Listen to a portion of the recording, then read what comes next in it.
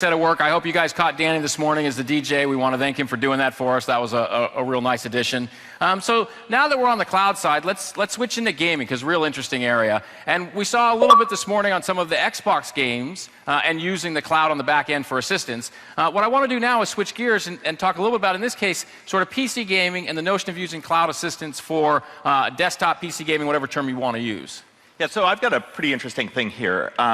This is a new prototype we're working on. This is coming out of the labs. This is running on a high-end machine, and notice like what I'm about to start doing here. I am going to start blowing this building apart. Now the cool thing about this is not scripted. This is full-on deformation of this building. Now things are pretty cool here, but I've actually rigged this building to blow. And what I mean by that is we're going to just start destroying the whole building. And so, whoops, don't move the mouse, John. You'll notice that the building is starting to come down. And watch that frame rate.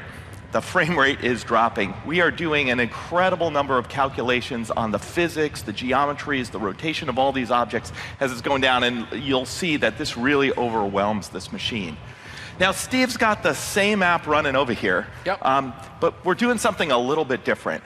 We're using the cloud and a collection of devices to do cloud computation. And why don't you start blowing this building apart? I'm going to start shooting this building up.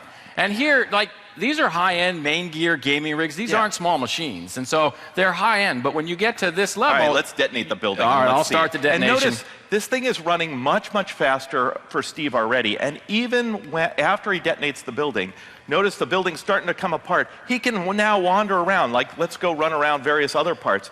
Like, there's some great stuff in this environment. Yeah, this thing's really cool. Shoot this thing down.